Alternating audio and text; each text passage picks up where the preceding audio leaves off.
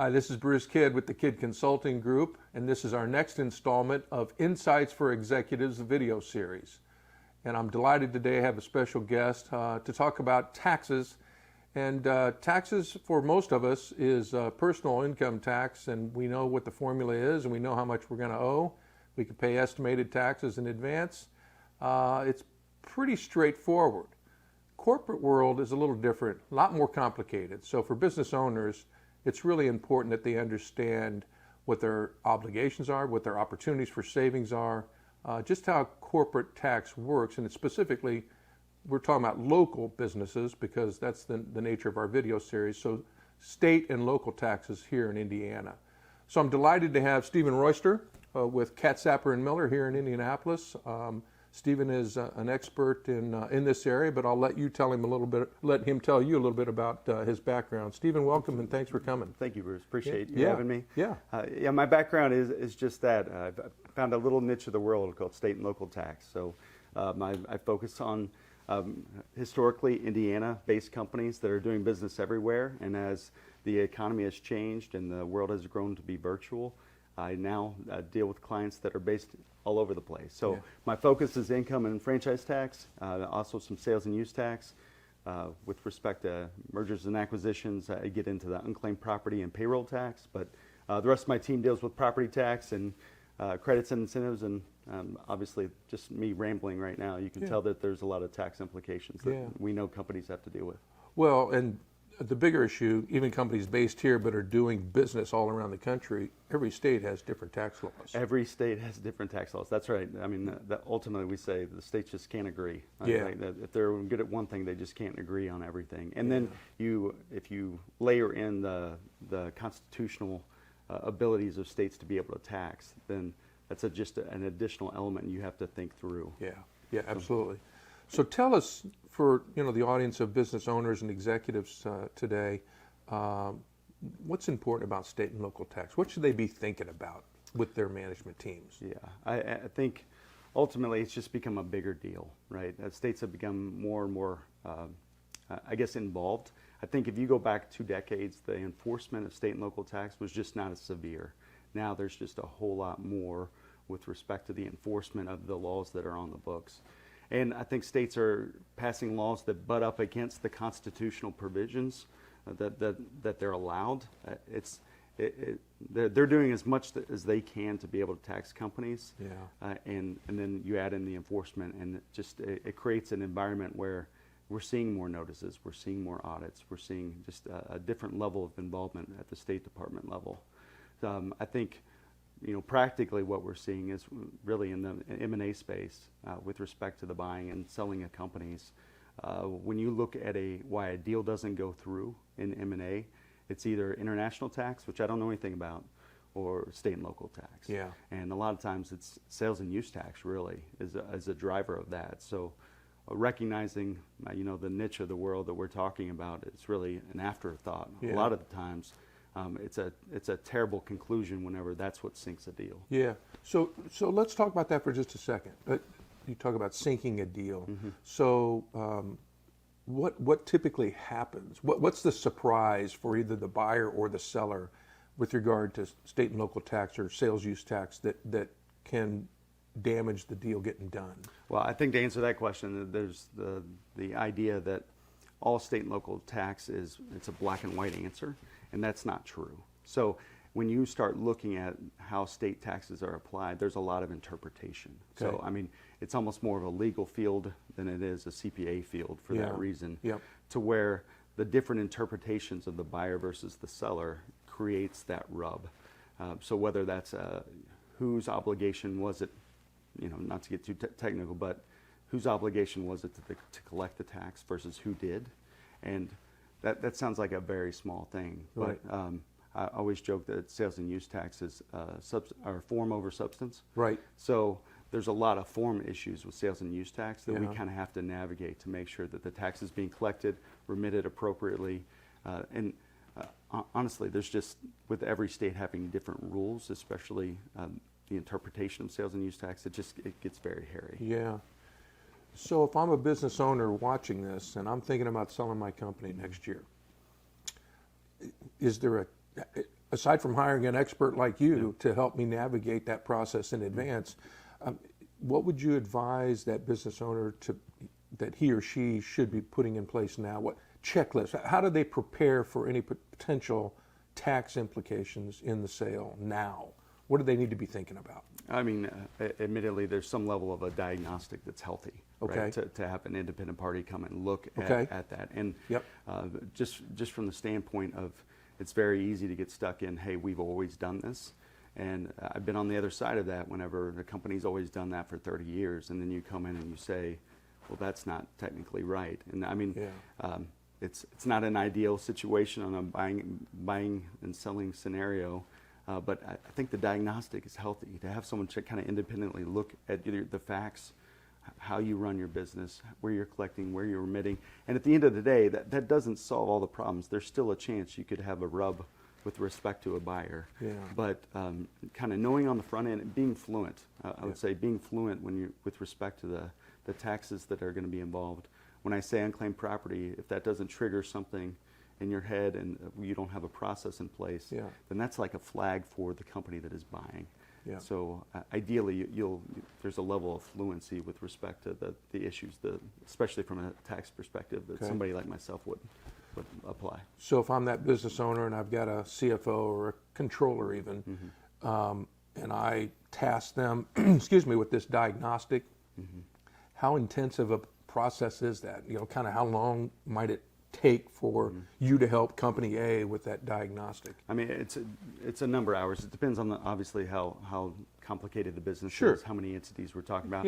Really, from my perspective, how many states we're talking about. If we're a company in Indiana that ships to 50 states, there's a chance we have to deal with all 50 states. But at the same time, if you have operations in 5 states, you can have different levels of complexity there. So I feel like a lot of the deals we see, they get structured so it's the purchase of one entity to kind of simplify some of that element. But it's really just kind of an hour's analysis. I don't know that I can give you a number. But it's not an intensive process. No, and especially, I mean, I think last year I dedicated more than 50% of my time to it, personally.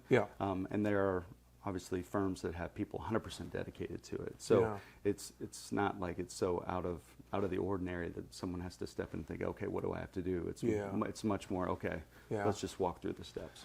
Well, I don't know if it's the right phrase, but the phrase comes to mind as you're describing that.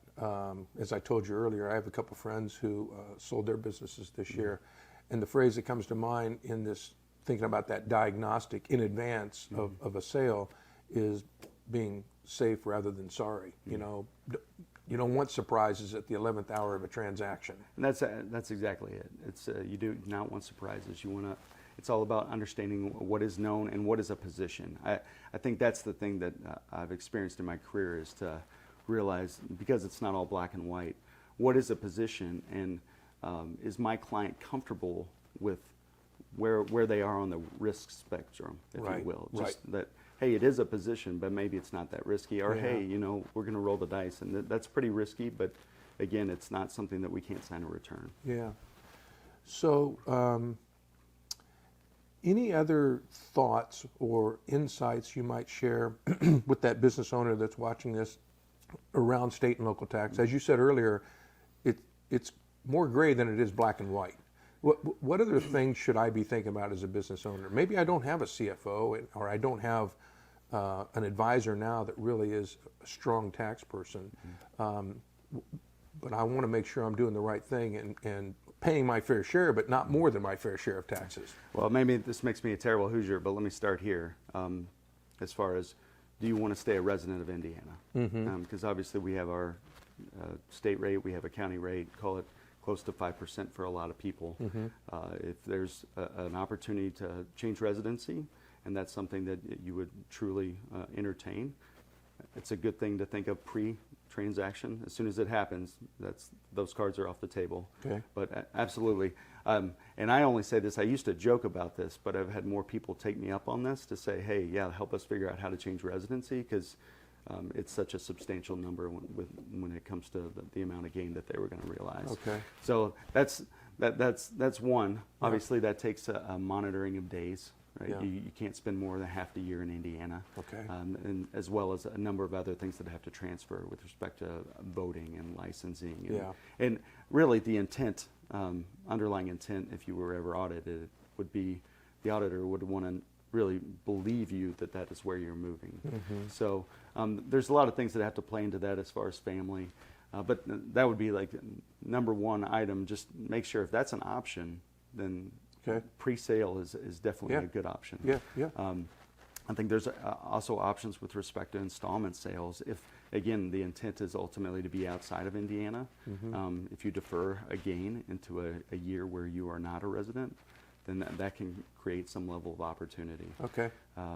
Yeah, there's just a number Well, of and things. as you know, that happens a lot. When I sell my business and I'm moving to Arizona or Florida or Absolutely. Aruba, you know. I think that the answer is very different if you sell the stock versus the assets of the business. Okay. And how that gets treated. So if there are options relative to that, and you can make the buyer agreeable to that, you can create a completely different tax answer. Okay, well, not to get too technical because we'll be here all day, but summarize the difference between selling stock versus selling assets. Sure. So the sale of stock would be like the sale of an intangible. Okay. So like if, let's say I own Google stock right now. Google has significant operations in New York or wherever. I don't file everywhere Google files. Okay. But same scenario if I sell a stock or a partnership interest. It's a similar type of intangible where we would want to look at whether or not you could take the position to source that to kind of the home state. Okay. As an individual, you're going to be taxed on all your income in your home state anyway, Right. so that's an easy answer. Okay. So what you're avoiding is really potentially some of that tax or some of that gain being taxed in all the other states that you Okay. operate in. Okay.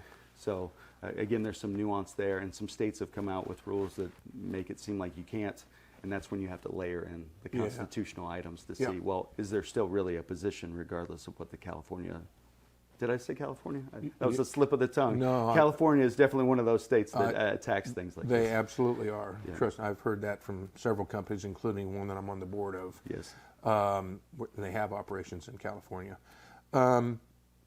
Anything new coming? You know, taxes driven by legislation locally and nationally. Anything new coming state and local tax-wise that you're aware of? Well, I don't know the fluency of the audience with respect to what's happening everywhere else, but obviously there's the $10,000 tax cap that hit all individuals. So we're not allowed to deduct more than $10,000 of state tax, state local Okay. tax. That's really been a big story on the coasts, right? So California, the New Yorks, it's just been a significant deal. The states have now enacted law to kind of get around that. Mm-hmm. And what they've done is created, even for flow-through entities like S-corps and partnerships, they've created an entity-level tax. So I think we're somewhere around 25 to 30 states have these, what we call SALT workarounds, Mm-hmm. which basically takes that $10,000 cap and nullifies it. It makes it a entity-level deduction that is not capped. Okay. Okay, so Indiana hasn't done this, and honestly, I think that this is a miss right now, and an error. I'd like us to figure out how to remediate, because all it has done is punish Indiana residents. Yeah. So, for example, I'm an Indiana business owner. Half my business is in Illinois, half in Indiana. I used to pay tax in Illinois, get capped at $10,000. Well, now Illinois has one of these pass-through entity taxes. And now I can get a deduction for making that election in Illinois, and I get a full deduction of that taxes. But what has changed is whether or not I can take a credit on my Indiana return for those taxes paid. Okay. So the fact that Indiana hasn't created and allowed for a mechanism to Yep. allow for that credit, Yep. it's really just been detrimental to Indiana Yeah, residents. yeah, So, and it's effectively a tax hike on Indiana residents. So Right. I'm hopeful the Department of Revenue kind of comes around on this. They get full disclosure and understanding to realize even if we don't want our own pass-through entity tax, that we will allow some sort of credit for taxes Right. paid. Yeah. Level playing field. Level playing field. That's it. That's exactly it. It's Yeah. just creating some sort of level playing field. Yeah. Ohio just passed theirs a couple weeks ago. Illinois has been out there for a while. Michigan has one now. I think Kentucky's the only bordering state right now that also has not created some sort of tax or credit mechanism. Anything else, as we close, anything else that you would suggest to a business owner regarding state and local taxes? Something he or she should be thinking about with their team.